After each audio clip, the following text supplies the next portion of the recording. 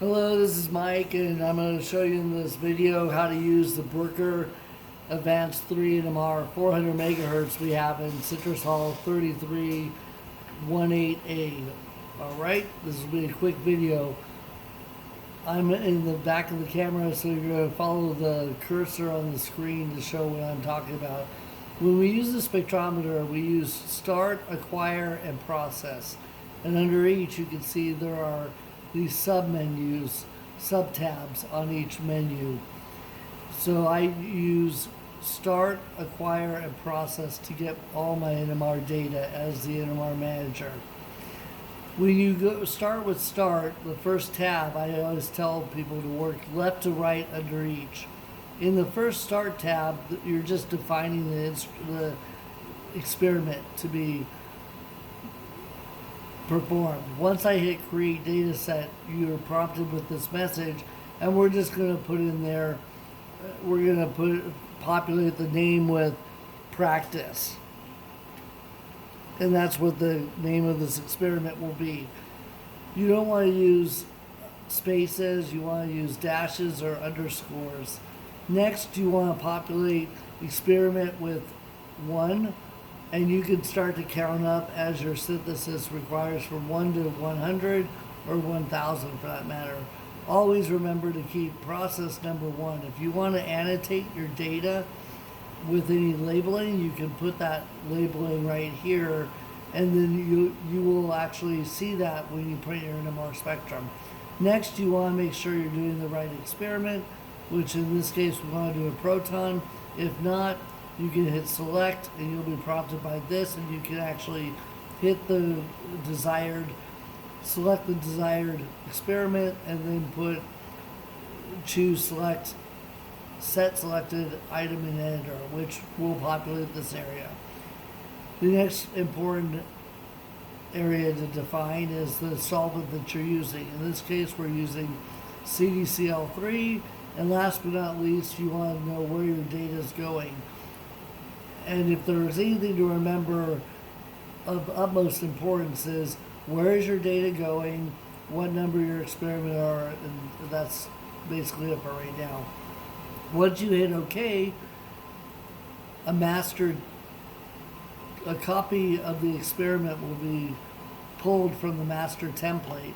And as you can see, now here's the name of it, and here's all the processing parameters, pulse program, everything that we need to run to gather our data. We're done with this sub-tab. Next we go to acquire. First we want to put in the sample. We want to use the drop-down feature, and we want to actually just choose turn on sample lift air to eject our sample. I'm going to pause it just so we can perform this action.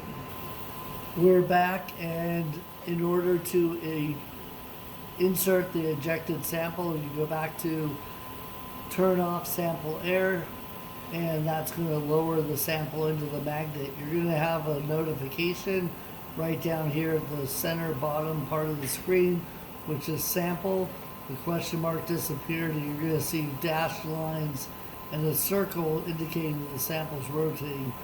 Here you might be prompted with a finish or not, depending on where the cursor is. And we're still waiting for the sample to be recognized, but that will soon appear, as you can see right now. Sample spinning. Now the next step is the first step in the setup of the experiment, which is to lock on the sample, choose CDCl3, and hit OK. Next, you want to pay attention to the lower left-hand corner. That gives you the status of the update of the action that you're performing. Also, you can look in the lower center of the screen at this little mini lock signal. You can see that the signals come into resonance, which is indicated by 2/3 of the screen coming up, and also you see lock finished. Next action is to tune and match the probe. You hit tune up in the upper left hand corner. For this action only, you want to leave the cursor on top of the button, because otherwise your message on the lower left will disappear. And if you're not paying attention, you might miss the fact that the WAB curve, as you can see right now, flashes and then disappears quickly, and you won't know when the action is finished.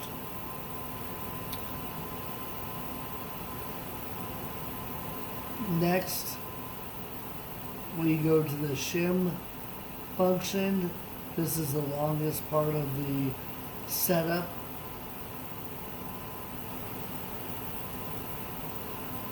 This usually takes about a minute. And as you can see, since I'm making this video, the WAB curve has decided to stay on the screen. Or should I say the software has decided to display the WAB curve simply because I told you it would disappear.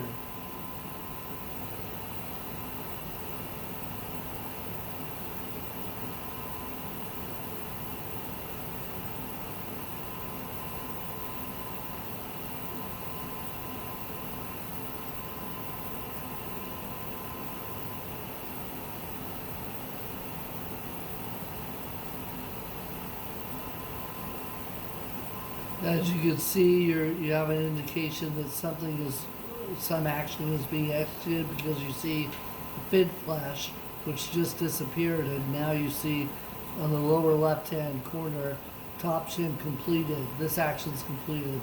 The next step, working our way left to right, is ProSol. That's an instantaneous action. On previous versions of the software, the system would arrive at this function, and the system would forget what experiment was being performed. Therefore, the Bruker software engineers inserted this button, and you just need to click it. That's instantaneous, reminding the system that in fact you are running a Proton experiment. Next, hitting the gain button will adjust the amplifier to meet the strength of your signal from your sample, and that prevents the electronics from being overwhelmed during the experiment with the feedback from your signal. Again, looking at this indication shows you something's happening, and then right here on the lower left tells you that the action's finished. Last but not least, you just want to basically hit go, and that will perform the Proton experiment. And as you can see, you have two areas that you will be able to see the data FID coming off.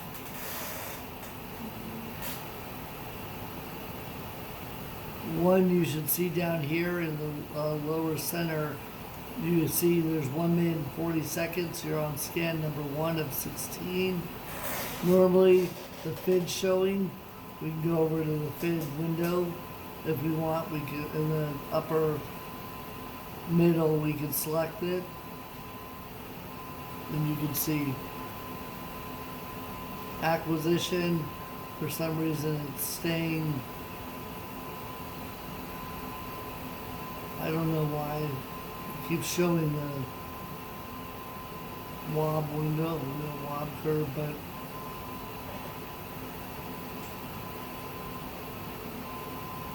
normally you'll see the free induction curve, free induction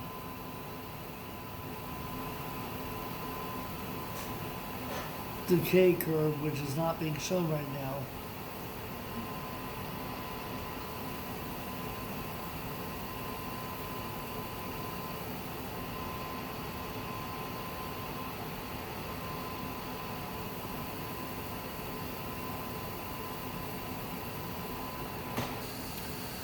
Now we can see that the FID has been recorded, the free induction decay, which is a change of magnetization as a function of time.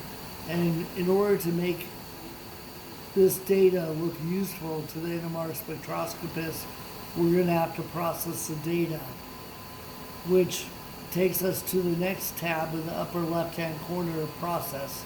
Once we see we're in the process. We see that there's menu, there are process spectrum, adjust phase, calibrate axis, peak picks, integrate, and we start with process spectrum, which has a couple different actions embedded in this action.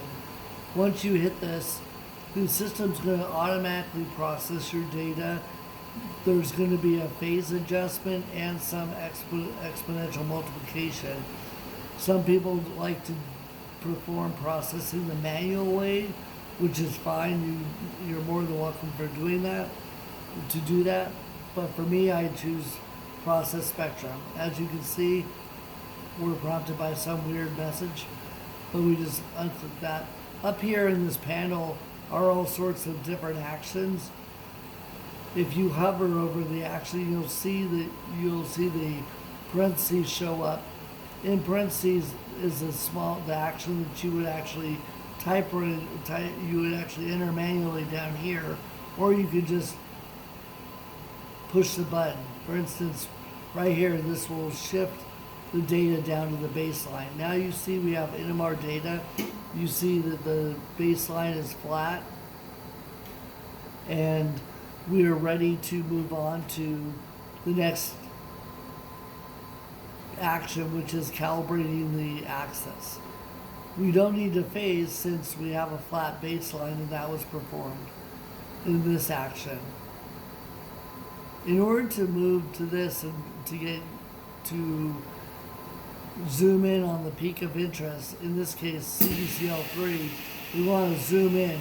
That's done by using the left clicking function on the mouse, and you left click and then drag from left to right, as you'll see right now. We're going to zoom in on the 7 to 8 region at 7.28. This is our CDCL3 peak right here, so we can zoom in on it further. Now we can hit calibrate axis.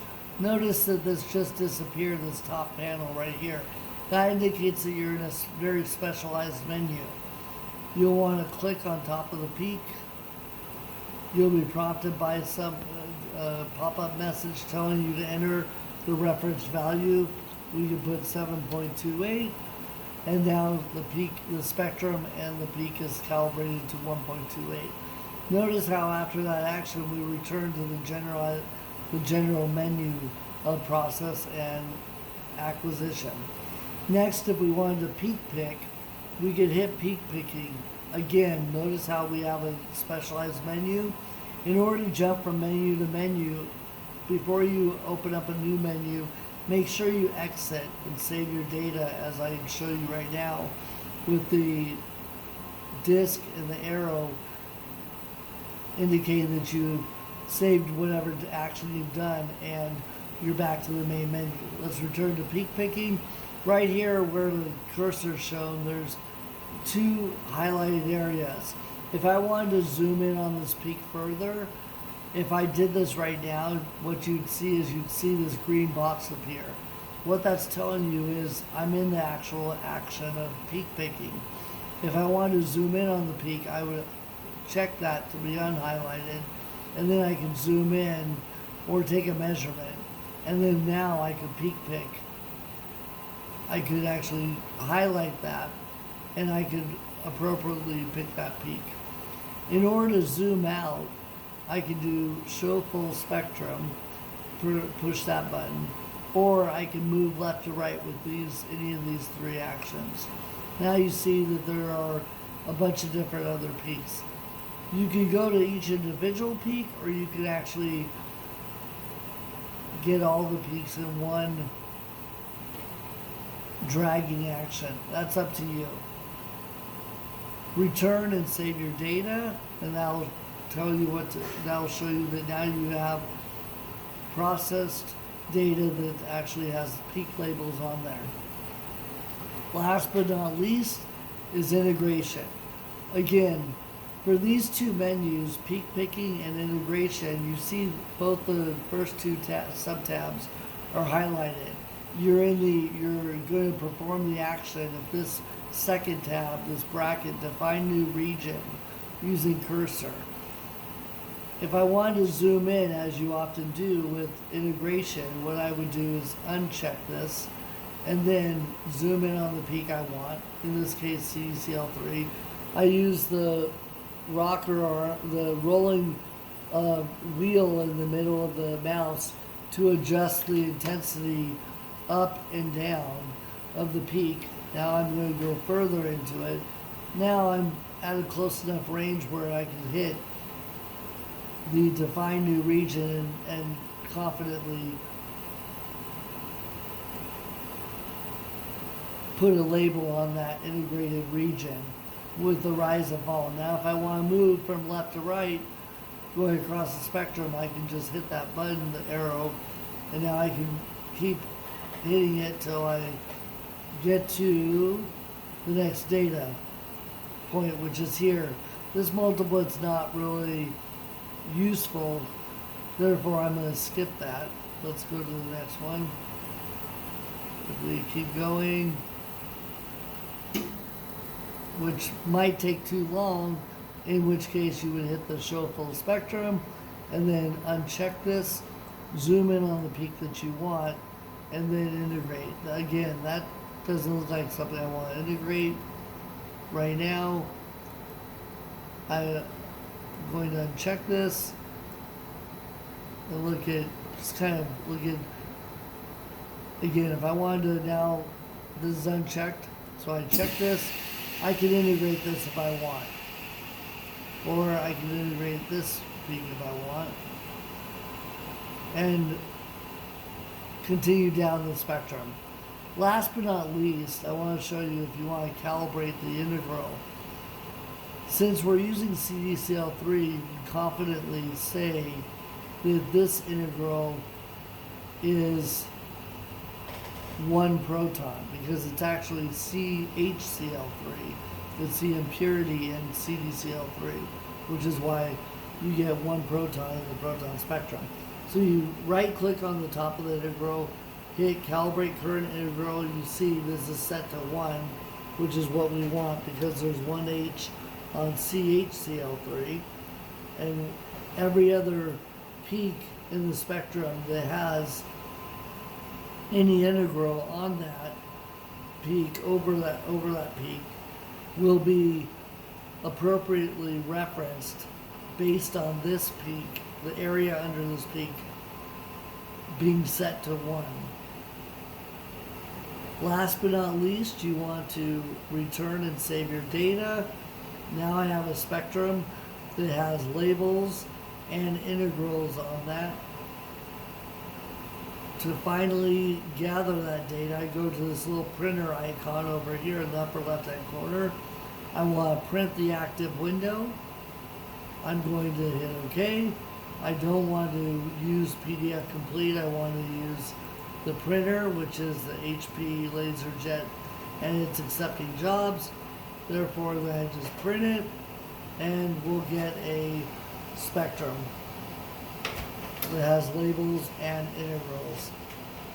And here I show that to you.